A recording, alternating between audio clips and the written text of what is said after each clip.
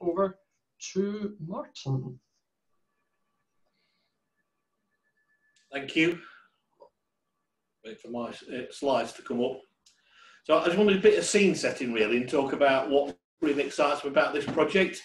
Obviously, as a Ashfield business owner and Ashfield resident, you know, I'm particularly interested about what impacts our community and the wider community of Mansfield and its surrounding area and spreading out into Nottinghamshire and then nationally. So I'm just going to do a little bit of scene setting about why I think this project has got importance and why it's something that will help us drive the business community forward into the future. Next start slide, please, Steve. Thank you. Seamless. There we go. Yeah, so people may have seen this report already, but when I read this report in 2017, which is from the Social Mobility Commission, State and Nation report in 2017, that looked at all the districts within the UK, of which there are 324, and looked at potential hot and cold spots for social mobility. And you know, when I say it was a sick feeling in the pit of my stomach, that's probably an understatement. When you looked at Mansfield and Ashfield are 10th and 8th respective for cold spots of social mobility in the UK. That, you know, for somebody who's been born in this part of the world, that makes me feel, you know, really, really sad. And it is something that I've banged on about and trying to champion for a long time now. So I see this as a project as a way of driving that social mobility up. For people to want to be socially mobile, to me, they need to be inspired. And this project, if it doesn't inspire people, they have no heart. Next slide, please, Steve. So, as employers, we all hear, and we've all heard for a long time about the importance of STEM-based subjects. Now, we don't stack up particularly well nationally in terms of getting young people interested in STEM-based subjects. So having a science centre where we can inspire young people from an early age, from primary school age and then through into secondary school, to show them how science can impact their lives. So whilst it is a planetarium, planetaria, and I've got the plural right, have I, Steve? Planetariums. Planetariums, yes, we've had this debate long at heart. There's also the ability to show science in a really exciting and inspirational way. So I think, you know, the key stats, particularly for me, particularly within the UK, that young people are often in doubt about their ability to succeed in STEM. 62% of 60 to 70-year-olds in the UK feel that subjects like science and maths are more difficult than non-STEM-based subjects, and that's from a recent Engineering UK report about educational pathways into engineering. And I think the little snapshot I put at the bottom, the second paragraph, really interesting in that. Whilst girls don't see it as a career option for them, actually girls who take STEM outperform boys. And seeing as 51% of the population are female, you know, if we don't attract all both males and females into STEM-based careers, then we're missing out on a big part of big trick. So again, I think the Science Centre Planetarium, to me, would go a long way to unlocking that interest in STEM locally and regionally. Thank you. So again, I talked about the issues around social mobility. So the other big challenge for us locally in Mansfield and Ashfield is around job displacement. So Centre for Cities Reports 2018 looked at the 80 largest conurbations within the UK who are at risk of job displacement due to the rise of automation and artificial intelligence. And unfortunately, Mansfield came out bottom. So 29% of the jobs within Mansfield are at risk by 2030. Now, I'm an eternal optimist, so I always think that, you know, those jobs are at risk. There will be jobs, but they're different types of jobs, and I think those jobs will be more STEM-based jobs, as we have to service the needs that artificial intelligence and automation presents to us. So again, I think this is a big part of the jigsaw of why having a science centre on our doorstep is really important. Next slide, please. So if we look at manufacturing, I think traditionally people I've spoken to traditionally think of the West Midlands being the powerhouse of manufacturing within the UK, but if you actually look at the East Midlands, 11.9% of jobs in East Midlands are in manufacturing, and it's the highest percentage of any region within the UK. So we are a manufacturing base. We've got potential risk of job displacement due to rise of automation. So we need to do something to get those young people who aren't necessarily interested in STEM, And again, I think the Science Centre, to me, goes a long way to address that. Next slide, please, Steve. But it's not just all about getting kids interested in STEM. You know, I know from some work I've been involved with the Chamber of Commerce how important visitor economy is to our region, and to any region within the UK. And if you look at Nottinghamshire County Council's visitor economy strategy, 2019 to 2029, and this was obviously written pre-COVID, so it'll be interesting to see what sort of impact that COVID has on the visitor economy. But the aspiration by 2023 to grow the visitor economy by 5%, with an additional 1 million visitors, creating 742 jobs, 57.5 million additional economic impact, and 18 million additional GVA. But to have a good visitor economy, they have to have good things to visit, and I think, you know, particularly in this part of the world where there aren't a plethora of interesting places to visit, having a good facility like this is key to driving people to visit the Ashfield and Mansfield area. That's my last slide. So I think I just wanted to just try and make the case there why we think it's not just about building something for the benefit of the members of the society. It's about the potential impact that it can have on our economy locally and within Nottinghamshire and nationally. So I'm now going to hand over to Steve Wallace, who's the project manager for the Planetarium project, who's going to talk to you a little bit about the history, and this is when it gets really interesting now. And then lead into what we think the future would look like. So keep talking, because my presentation's starting in the wrong place. Yeah, I'll sing you a song, which is not good for you to hear. Now, I think when I've lived in Mansfield initially all my life, and latterly Ashfield, and I've been driving or being driven past or driving past the observatory for most of my childhood and adult life. And I think it's always been an interesting asset to the community, probably something that not a lot of people have took advantage of, and as Steve will talk to us in a minute about the types of visitors they get already and how we can attract more people. So I'll hand over to Steve then. Thank you. Great. Thanks, Martin, and thanks for filling in while I reset my slide presentation from the point where I tested it before. So you've heard from Martin, we're also actually attracting interest from the media as well. So there was a little bit on the radio this morning about this, and we're going on Radio Nottingham again later on today just to try and spread the word. So hopefully that will attract even more interest than we're already getting. So let's get the presentation to run. So great. This is the order I'm going to go through today. I just wanted to start up front by thanking the businesses and individuals who've been working with us so far, because without their help, we wouldn't have been able to make the steps that we've made so far. I was then going to go through the history of Sherwood Observatory, because I think that's an important piece of the jigsaw, and that leads us into the outreach that we're doing at the moment. And it's really the feedback we get from that outreach that is demonstrating the need to produce these extended facilities, which is the planetarium that Martin's mentioned a couple of times. So I'll go through that.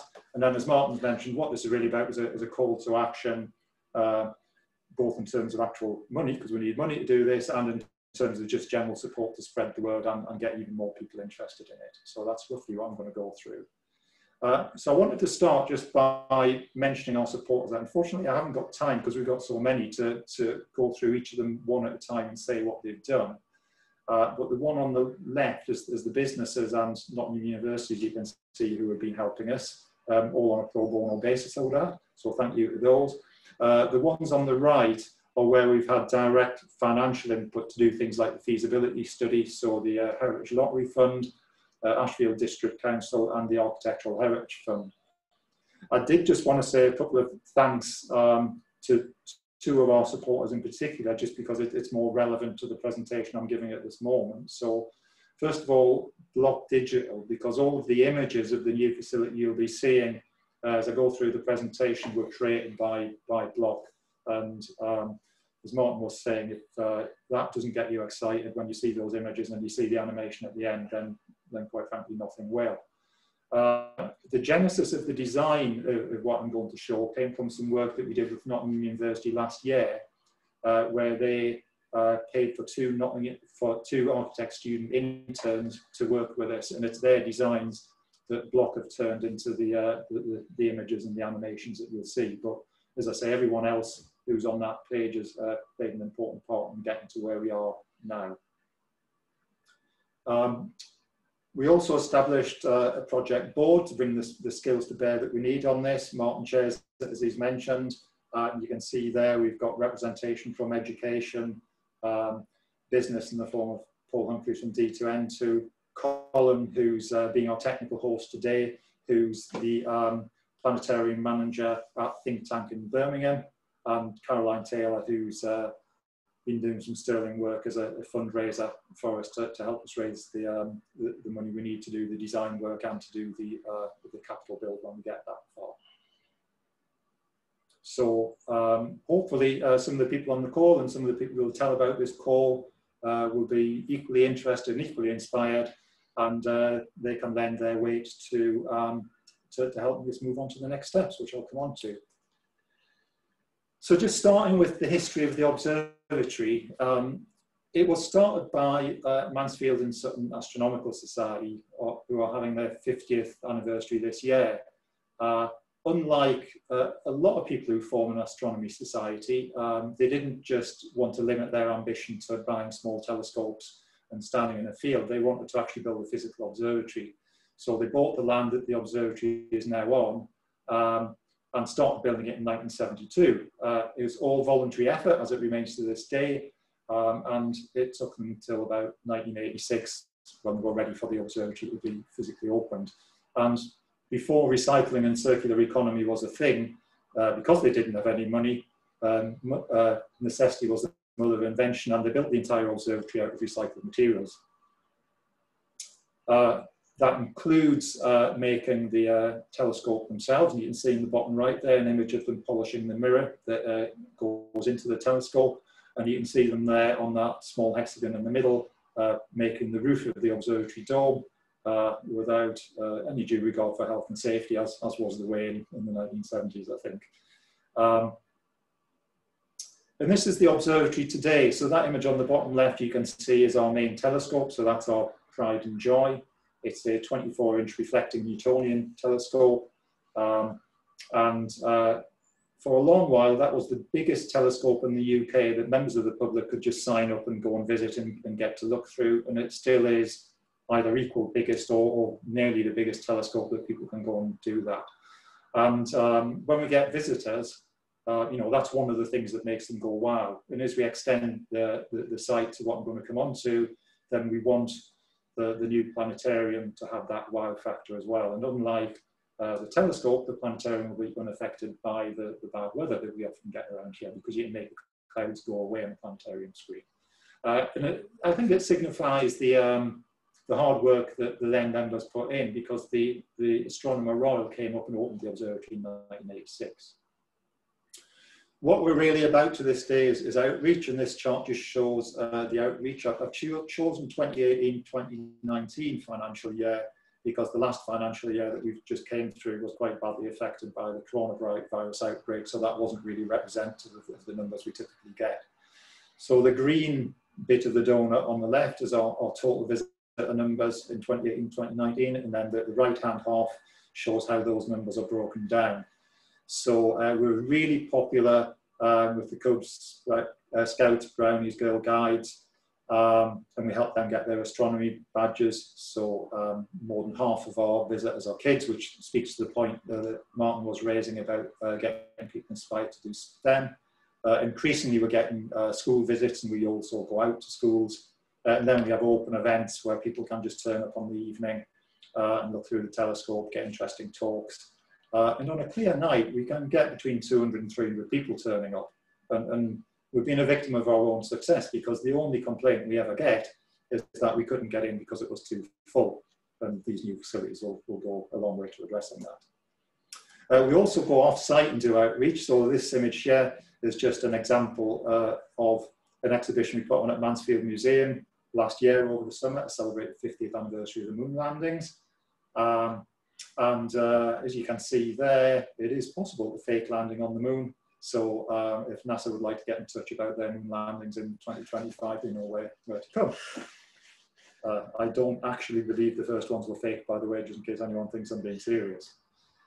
We also attract professional astronomers to give talks either at the observatory or local schools. This example is showing Dame Jocelyn Bell Burnell, who famously in the 1960s discovered pulsars.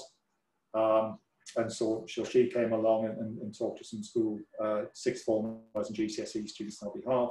And we also get out to festivals, and what you can see in the background there, just behind me, is a specially adapted solar telescope where we can show people views of the sun, and you can see solar flares and sunspots.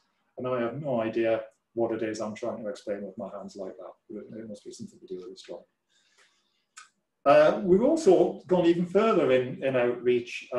We have one of our members who emigrated to Hong Kong, and he's trying to replicate the outreach we do with a similar sized observatory in Hong Kong.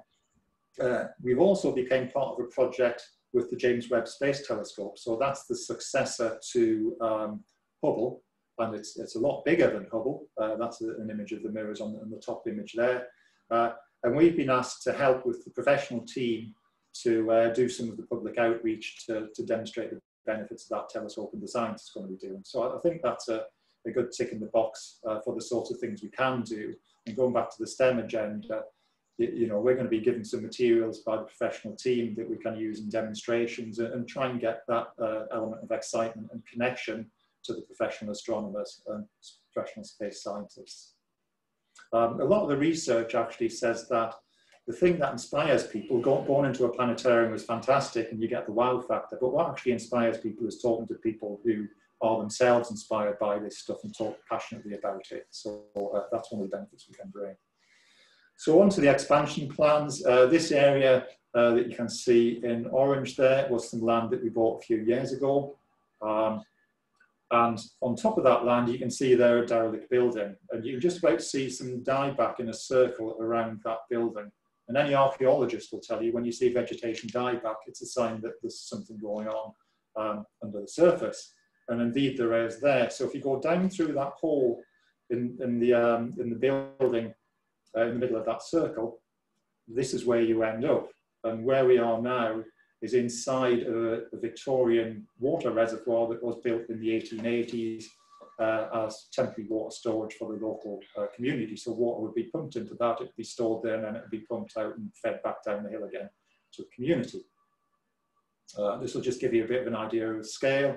A brick vaulted arch structure about 5.5 meters high, 23-24 meters diameter, with these cruciform shaped brick pillars holding the arches up. Remember what that looks like, because you'll see it, what it's going to look like in a few slides' time. So what we want to do is turn that reservoir into a science discovery centre, essentially a visitor centre with some teaching spaces where people can come on and learn about science, technology, engineering and maths, or to just have a good time as part of the visitor economy, and have a planetarium sitting on the roof of that reservoir. So the first thing that we did was to conduct a feasibility study and a consultation. And that was the money that was paid for by Ashfield, the Heritage Lottery and the Architectural Heritage Fund, as I mentioned before. So we gathered some visitor feedback. So in terms of what we do now, we either meet expectations or we're better than their expectations. So it demonstrates we can run stuff like this. Most people would like to visit again. And we asked them if they would like to see a planetarium on site and would they visit that. And virtually all the people said that they would like to do that. And interestingly, planetaria aren't just about astronomy these days. They're basically high definition hemispherical projection domes that you can project anything on. So you know, I've seen all the STEM subjects demonstrated on a planetarium dome and artistic installations as well. So there's a whole range of stuff you can do with these. It's not just limited to astronomy. We talked to schools, and I won't go through them all, but the examples you can see on your screen are just some of the feedback that we had from schools, saying how they would feel that that would add to the curriculum and bring something different to their learning experiences. We did quite a large consultation going out to local shopping centres and online, and we overwhelmingly got a positive response from it. We went to all of the schools in Nottinghamshire and the schools in this half of Derbyshire, and we had 84 schools saying they'd like to bring classes with 5 maybes. Now I know it's quite a challenge to convert all of those into visits, but obviously the intent is there and the interest is there. We have a lot more information in that consultation, which will help us design the experience. So most people would like to visit more than once. We have a very good age range of people. This excludes the kids who come as part of the uniform groups in the Girl Guiding Association and Scouting Association. So these are essentially family groups. And most people say that they'd come as you know, a mixed range of groups, either on their own or as family groups or as formal group visits. So we've got a good handle on the sorts of the people who would like to come along. It's not just me who says planetaria, or Martin who says planetaria can encourage people to go on STEM subjects. So I just wanted to show this little bit of video from Louise Harrer, who is a senior physicist. Well, she's been at various places, and this was an interview she did as part of Armagh Observatory and Planetarium, but the thing implies it's only a few seconds long. And we were wondering what led you to the world of astronomy. I think it was by accident. It definitely wasn't planned. So, I mean, I think many children do, and I was certainly one of them. You were fascinated by space, and my primary school trip to the planetarium was a memorable one, and that's, I think the planetarium is really important in that way, that it gives you the excitement of looking up and seeing what's there. I think when I was in school, I didn't realize you could really get jobs in astrophysics or in space science, so I wasn't, you know, it wasn't a drive for me at school because I didn't know somebody from Lurgan could do that. So that just demonstrates the potential. Now, I'm not remotely saying everyone who comes to the planetarium is going to become a senior physicist and run a multi-million pound research institute, but you know, for everyone like her, there'll be lots and lots more people who you know, do a bit better at school, go into engineering subject, a science subject, and you know, follow through. We might even get the occasional astronaut. We have to remember that Helen Sharman's only from Sheffield, so you never know. So, what will the centre be used for? Well, for a start, what we do now, except more of, so we won't be turning people away. A school visits programme. The thing is about astronomical observatories, they kind of only really work at night. Planetarium visit centres work through the day, so it'll be easier to get schools to come along. The design's taken into account feedback that we had from schools about what sort of experience that they would be looking for. And as I mentioned a few minutes ago, there's all sorts of community uses, so there's exhibition spaces. I know the Planetarium in Newcastle, they do weddings in. The last time I went to a planetarium conference, there was a musician created a moving light show to fit his music and show that on the planetarium dome as well. So there's lots of different things that these can be used for. Community cinema is another one, for example. And corporate hires as well. So if organisations are interested in having somewhere slightly different to have one of their corporate management team away days, then we could use it for that. Also, we've been talking to universities about it. There is potential to use these as big data visualization systems or design caves. But a lot of university research projects now that are funded by the research councils come with a caveat that they have to do some public outreach in exchange for that money. So what better place to use as outreach and display some of that data that we've been generating than a local planetarium in the area. Just showing some business plan numbers. So at the moment, we have 3,000 visitors a year, which is peak given the facilities. As I say, we're turning people away. It's all run by voluntary effort, and essentially the income covers our operational and maintenance budget, plus some limited amounts of money for upgrades of equipment and stuff like that. We managed to run with a surplus and with an operating reserve to make sure we're resilient if something underwater happens. And we've actually needed that money this year, of course, because we've had to close because of coronavirus, like a lot of visitor attractions have. Post-development, we were quite modest in terms of our aspirations. So we think once opened in the early years, we've modelled it on 20,000 visitors per annum, which I actually think is light when you look at other things in the area. For example, that exhibition that we did at Mansfield Museum about the Apollo moon landings, we got 12,000, nearly 13,000 people through the door on that, and it was the second biggest exhibition that Mansfield Museum's ever put on. We'd have to have staff in this particular instance just because of the turnover of work, but we have lots of people who would still like to volunteer and get to use the equipment as well. And on those numbers, given that we're looking essentially at grant funding for the capital cost, we think that the whole thing will be self-sustaining in terms of being able to go on into the future at those sorts of numbers. But as I say, we've made fairly conservative assumptions there in our business planning. We did an economic impact assessment on the area. Again, fairly modest at that sort of turnover that I was talking about in the previous slide. At the moment, you can see the values there. Post-development, we've even only assumed 15,000 visitors there instead of 20,000. So nearly £400,000 in terms of direct tourism impact, just because we're bringing people into the area. It works out at nearly 7 full-time equivalents in the area by the induced spend that we have, and then a couple more for the construction work. And then pretty much all of that income we generate, we'd be spending back in as well. So that gets recycled back into the local area.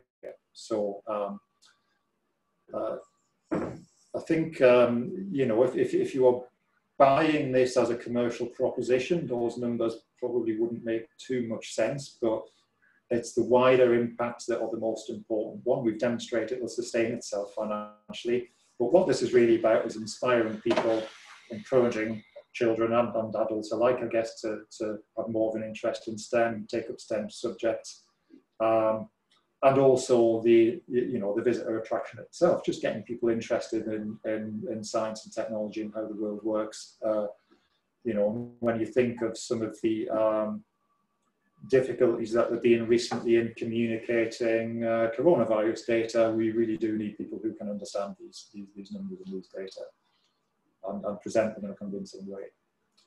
So the business, the development plan is, and I'll come on to the funding in a second, is detailed design during next year. So that'll be building on the feasibility work and the designs that the students did and the animations that Block have done.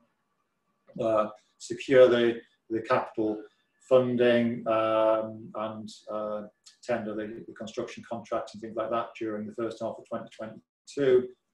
Then start construction 2022 and through into 2023, and then a grand opening during 2023. That's with the following wind, assuming we hit all of our milestones, but that's the target we've set ourselves at the moment. So in terms of funding, the big pie chart in the middle there shows what our capital cost will be of building this thing based on current estimates, and the smaller one shows our next phase, which is in Heritage Lottery terms, the development phase, which most people will know as detailed design and planning application phase, which is, as I said, the next phase that we're just about to get into. So we think the capital cost is somewhere in the region of £4.25 million. And the design cost, because that incorporates all the visitor attraction stuff as well, is about £225,000. We're in discussion with 2 funders for more than 3/4 of the capital cost. I can't really say too much more about that at the moment, because one of them in particular has asked me not to go into too much detail. But we're in quite advanced discussions with two organisations for a chunk of the money. So, you know, we've still got the thick end of £1 million left to go, and that's one of the things why we want to get more people interested and spread the word so that we can start homing in on the remaining funding. The design, we've been talking to the National Lottery Heritage Fund, and we think we've got those interested in funding the detailed design. Under their terms, they would pay 90% of the design cost and leave us with £22,500 to find ourselves. And we think we can find that in a combination of private donations, corporate donations, and some money from Ashfield Council, all of those different sources of supporters in the past. So where are we with that stage? Well, this little rocket there shows where we are on the £22,500 target that we need to achieve by Christmas. So currently we're a little bit over halfway, got about 10,000 to go. And that's really one of the things we need your help for. Spread the word, get as many people as you can interested, point them in my direction. We're looking for direct contributions for the remaining £10,000 by Christmas. When we get into the capital end of the thing, as I mentioned already, financial support for that.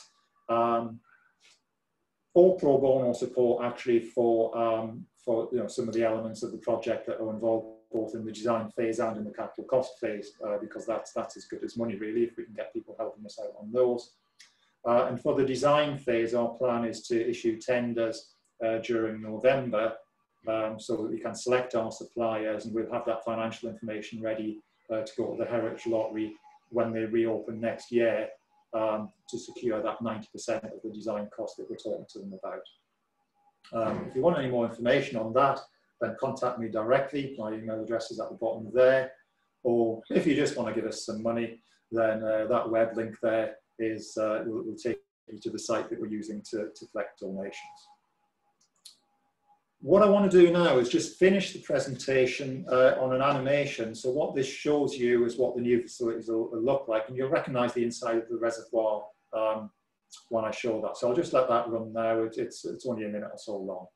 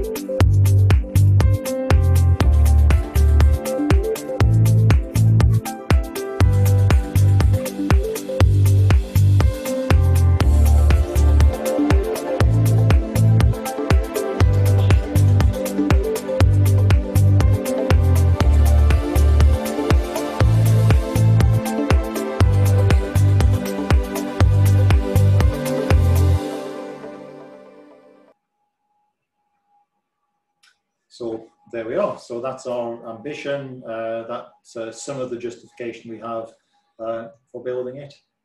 We have one already in the virtual world. All we've got to do now is get on and build one in the real world. Thank you. I'll stop sharing that. So hopefully you've all been suitably impressed with that, because I'm always open mouthed when I see that when I see the animation and think about how this thing could evolve. So before we open it up to questions, I'd like to probably open the questions by passing over to Mark Golby, who's the chair of Nottingham Manufacturing Network and Deputy Lord Lieutenant of Nottinghamshire, to really give us his initial thoughts, and then we'll open it up to questions. So if we can introduce Mark and ask him to lead us into the questions, please. Well, thank you, Martin, and excellent presentation, Steve. And considering you want me to say something, Martin, you've left me speechless actually with the animation. It was excellent, extremely inspiring, and even when you outlined to say you wanted me to say a few words and you outlined the project, I never thought it would be inspiring and ambitious as it looks. So excellent work so far. So now I know you, Martin, particularly, you're a strong and relentless advocate for promoting STEM subjects. And in that respect, I think both you and I are from the same mould, actually, aren't we? So, you know, I think we've both seen firsthand positive impact young adults with not just a keen interest in STEM, but educated to or in STEM subjects can have on our respective businesses. So, I run a Nottinghamshire-based high-tech electronics manufacturing business for almost 20 years, and you know what, the recruitment of new engineers and technicians and software developers was always a challenge. But we found a way. We had to forge strong links with, you know, local further and higher educational institutes, and it always felt it was an uphill struggle to get the right candidate. In fact, to be fair, it's a struggle to get the candidates interested in what we had to offer. So, you know, pleasingly, however, many of the successful recruits into my business are still with the business and are currently having successful careers, and importantly, they're being paid well for it too. And you know, many of them have said that they never knew the scope of opportunity would be so broad. So I think it just goes to prove the old saying about you just never know until you try it. Although that was probably more my mother telling me to eat up my greens on the side of my plate when I was younger. But ultimately, I think that is still the crux of the issue right now. I think, you know, the manufacturing engineering sectors have still a fundamental supply issue with STEM educated recruitment. So one of my other roles, as Martin mentioned, is the chair of Nottinghamshire Manufacturing Network, which is a trusted peer-to-peer network of business owners and leaders. We founded it 6 years ago to champion the strength and diversity of manufacturing in the county. And no surprise there that the attraction of the next generation of talent is the #1 concern and priority for almost all of the 50 or so businesses that are in that networking group. So, you know, we really must find a way, mustn't we, to, you know, get more students to give it a try. But having said that, businesses can't be exempt here. They've got to play their part too and demonstrate that their businesses not only need new STEM talent, but can also offer good rates of pay and great career progression. You know, and I believe now, seeing further detail around this project, I believe this project can be a really important catalyst for just that. Now, I also sit as a non-exec director on the board of Marketing NG, which is the place marketing organisation for the City of Nottingham.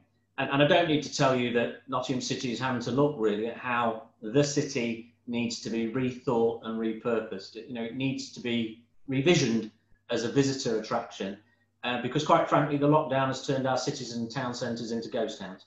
So, and it's going to take time, I think, to define and develop the vision, the new vision of the city landscape into something that people will want to flock back to, not just to work, to live, but also to socialise and, importantly, to visit as a visitor attraction.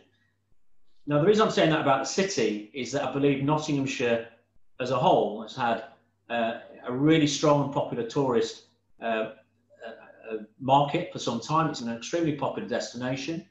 But I don't think it's had the same challenges that the city is facing right now with public confidence. So I also think the timing of this project is also important to sit with what I hope will be, you know, already a county that's very, very rich in tourism assets. So I'm extremely excited about this planetarium project, and I never knew what the plural was, but I do now for planetarium, or planetarium.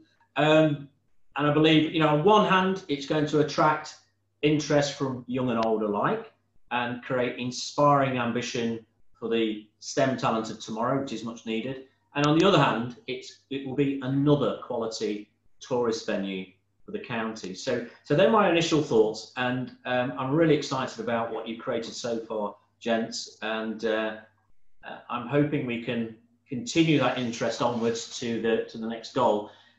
And in that respect, I mean, there's been a lot of information shared, so I'd like to open up, if it's at all possible, for anyone to ask any questions, which I can happily direct to any of the presenters. Oh, crikey, I've just clicked on the chat and I see everyone extremely busy. Thank you very much, Mark. You're Really oh no, yeah, you can. Sorry. So thank you very much, Mark. I think that was you summarised things really nicely there. So we would like to open it up to the floor for questions. So people would like to raise their hand if they've got a question to ask, or type the question into the chat box, and we'll try and get round and answer all your questions. Martin, from the chat, from John Rebecca's, we have someone wanting to volunteer and asking how to go about it.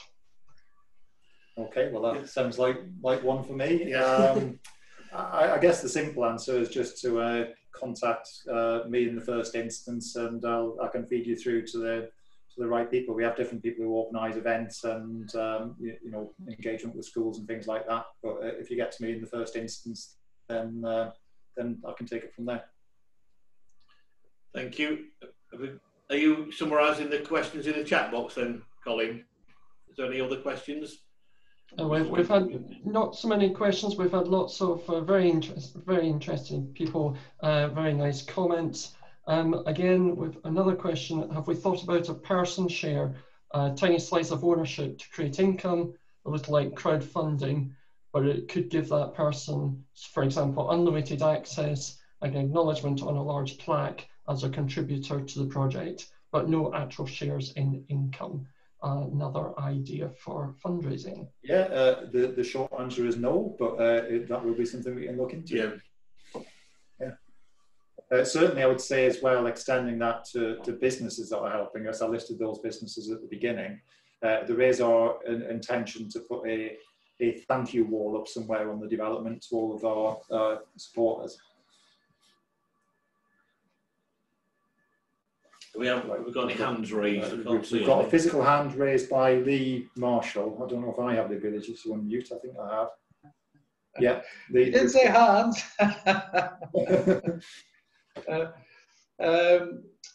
My question is, there's actually more than one science going into this building, and I wonder, has that been thought about when considering the HLF funding? So there's the science within the construction engineering of the building, and how that and any passive design or sustainable design that might go into the building and the construction of it. And I wonder, has that been thought about, all those multiple different sciences and how they come together to create this one overall scientific project, which may tie in lots of additional STEM subjects, if you see what I'm saying, rather than maybe just be restricted to the physics of staring at the stars, for want of a better description. I think that's a good point. So what you're saying is the project in its own right is a STEM education source. I think we'd want to sweat the asset as much as we possibly could in terms of the positive things we can get out of it. I think that it's a good point. You know, I think I've seen some more detail about how it was built, and I think that's really interesting. You know, but again, let's think about how we can sweat the assets in terms of the build of the planetarium. And how we could communicate that into what jobs are available for young people. So I think that's a really good positive point, Lee. Thank you for that. We'll certainly bear that in mind. I think I would add to that, one of the things that we will be doing when it's opened is making sure we have a nod to what its history was and where it came from. So the part of the exhibition will certainly be about the Victorian engineering and what it took to build that thing in the 1880s in the first place. We've also had another couple of questions. Could we get any marketing material for the project to pass on to potential funders or supporters? Is there somewhere that we can make that available? Yeah, absolutely. I mean, we can either, we can do one of a number of things. We can make my presentation from this, because it was recorded. We can chop out the stuff to edit it properly and make that available as a presentation. I mean, I put the presentation together. Obviously, there's some live video on the presentation, so it would have to be a live presentation in that sense. But most of the slides were deliberately put together as a sort of perspective. So that's why they've got quite a lot of words on the slides. So we can make that slide deck available to whoever wants it to share with people. And another question from Mark Subaru. In fact, Mark, do you want to ask your question personally? Sure. Hi, my name is Mark Siberau. I'm the president of the International Planetarium Society.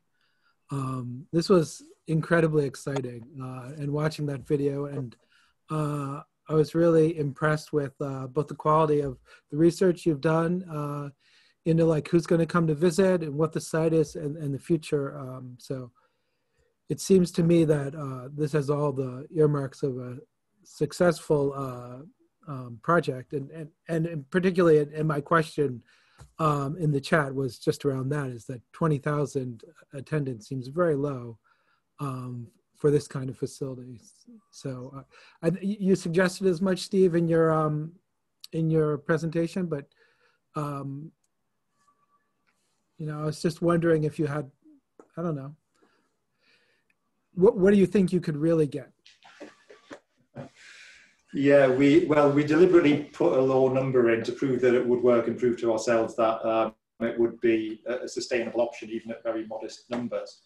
The planetarium itself is a 10-meter dome. I mean, you and Colin know more planetariums than I do, so that's a 60-seat capacity per turnaround. So I don't know, what's a typical length of a planetarium show, Colin? Probably, I generally run about 25 to 45 minutes. That's kind of the average for a school public planetarium show. So yeah, so you can do the maths. Sorry, Mark, the math. So yeah, no, thanks for the observations.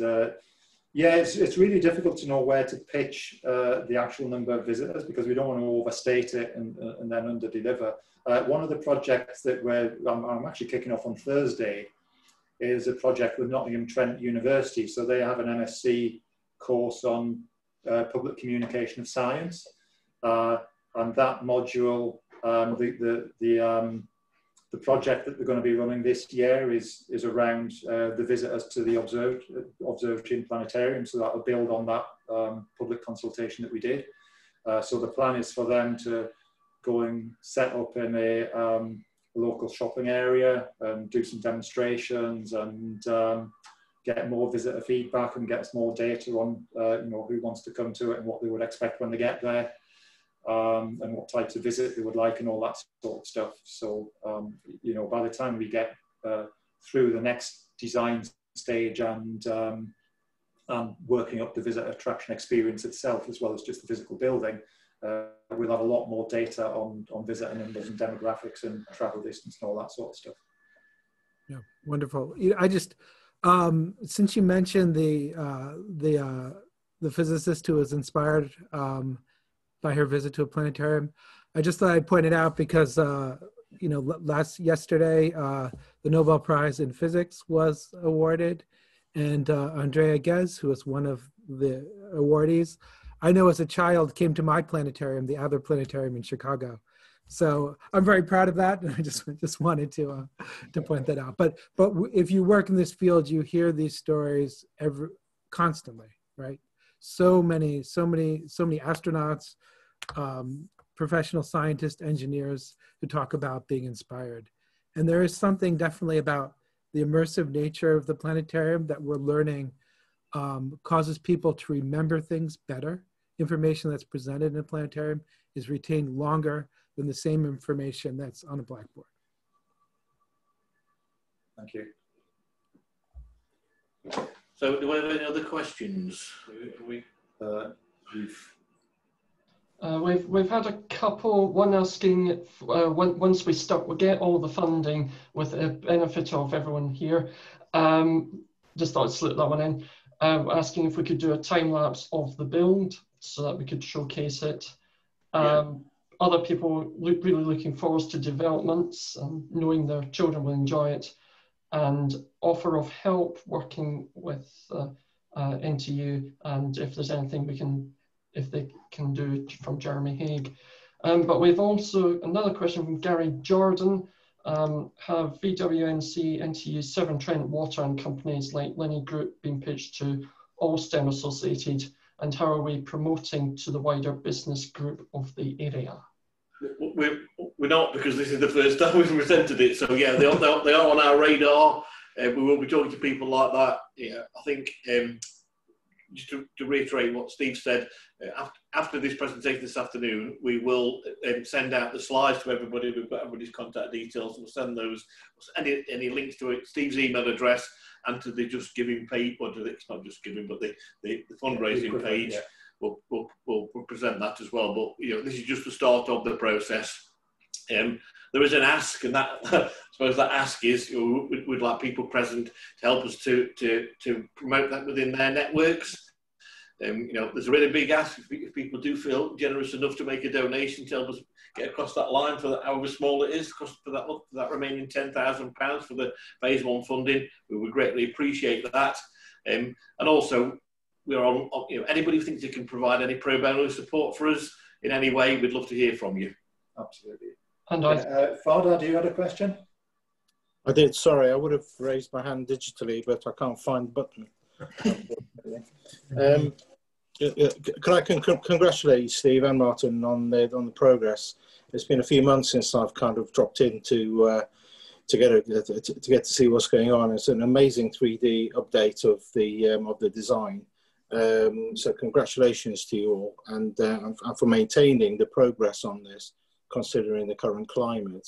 What I thought might be interesting just to mention is that the work that we're doing with the county and our local lab is particularly around the local industrial strategy and the recovery plan that we're working on at the moment, particularly highlights innovation as a key driver for the area.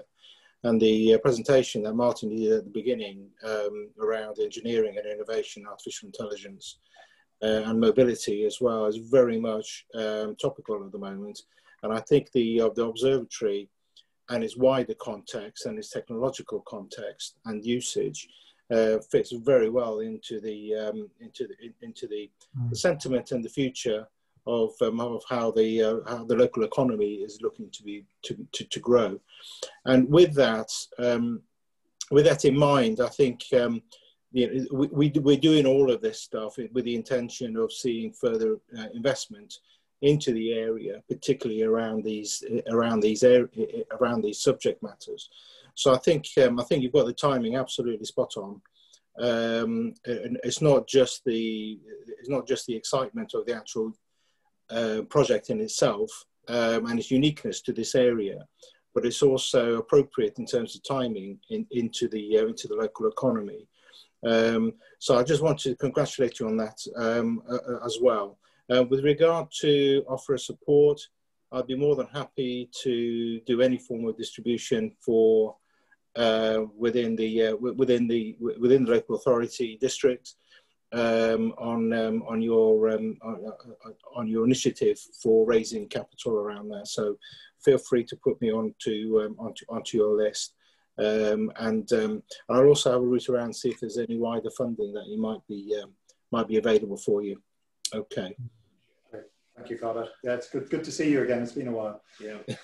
Yeah, we had a couple of comments that made there about trying to link it together with other local visitor attractions to make something of a day out or a weekend out, and they are all things we're already talking about. We've had some initial discussions with Portland Trading College about linking it together with their adventure zone, which is a great outdoor facility. So that is on our radar, and we're all thinking about how we could link this together with other attractions. Martin, can we bring John Collins in? I think John wanted to ask a question. Yeah, it's just an observation, really. I didn't actually know we had a Sherwood Observatory, and I guess most of the rest of Nottinghamshire doesn't know it either. So I think the plans you've outlined are fantastic. Just looking at a map of the region, we're not exactly endowed with planetaria anywhere close to us, are we? So we've got a really good opportunity, I think, to flaunt this. And these kind of projects don't tend to get publicised that well. And that's perhaps where we can use, as Fardad says, the resources of D2N2, the resources of the various boards we sit on to promote the project.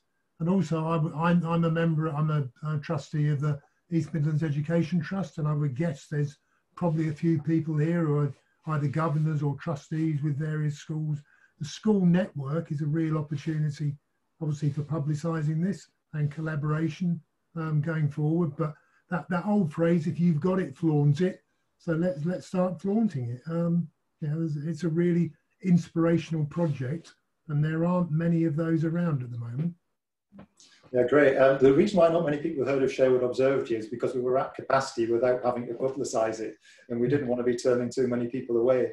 We're now at the point where we really want to shout about it from the rafters. Right, I think someone else had their hand up. I've lost them. Yeah, we've got a question from Lee that raised his hand. Just on the design target, I think you've got 10K left to raise. Is that 10K in cash, or can some of that be volunteer time? Yeah, that's an interesting one. Ideally, the 10K is cash, but the overall design money that I'd highlight there, the 225,000, that can be work in kind as well, which reduces therefore the overall total in terms of cash, and therefore reduces the amount of actual cash we need to raise. But the lottery do like to sort of see if you've got the ability to actually raise cash as well as support. But obviously, if someone was offering to help out on that design phase pro bono, then that would bring the overall cost down, which would make them very happy as well. Okay, thank you. I think was it Dawn who had a question? Someone put their hand up. I can't remember who it was now. No. I think Nina Cameron, do you want to say a few words? Afternoon, everyone. Thank you for the invite to this. My name is Nina Cameron. I'm the Planetarium Coordinator at Glasgow Science Centre's Planetarium, but I'm also the current president of the British Association of Planetaria, so slightly more local version of Mark Subaro's sort of role.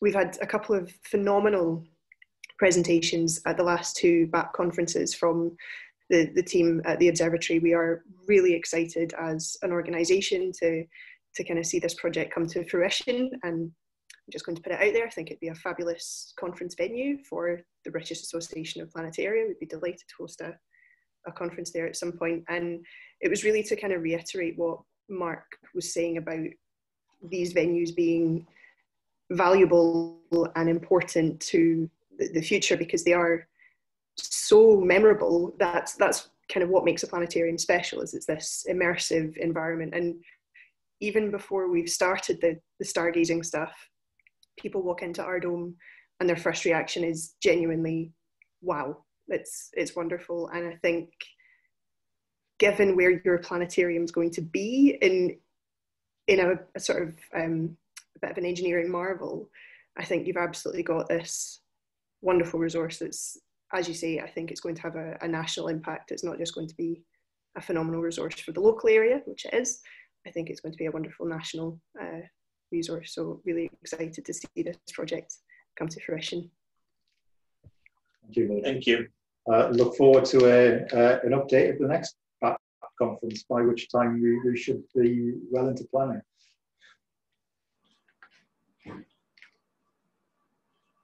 Any more questions in the chat box?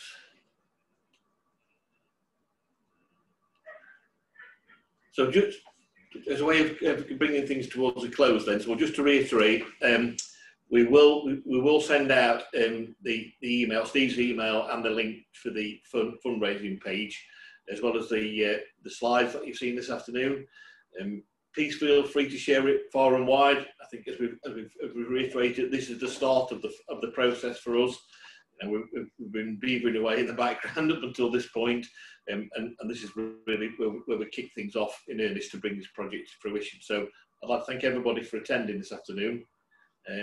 Hopefully you've been as impressed as I was the first time I saw it, and we look to eventually, by 2023, inviting you to the opening when we can meet face to face. Absolutely. I don't know if there's anything you want to say, Steve. No, I think you've summed it up there, Martin. What we'll do, Colin mentioned at the beginning that we're recording this. The Society has a YouTube channel where we've got talks from volunteers and talks from professional astronomers.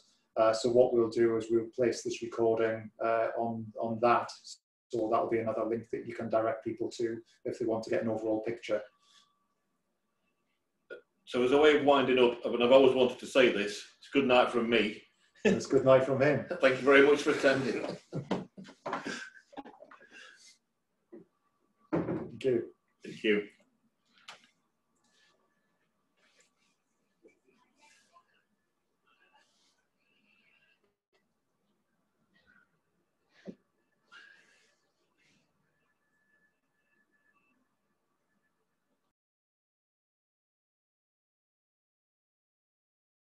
Well,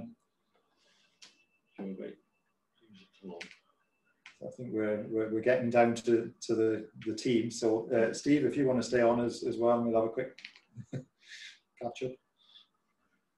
But, definitely just sent me a message saying, really interested somewhere I definitely want to visit. Yeah, good. We'll be selling tickets soon. Yes, yeah. Right, I think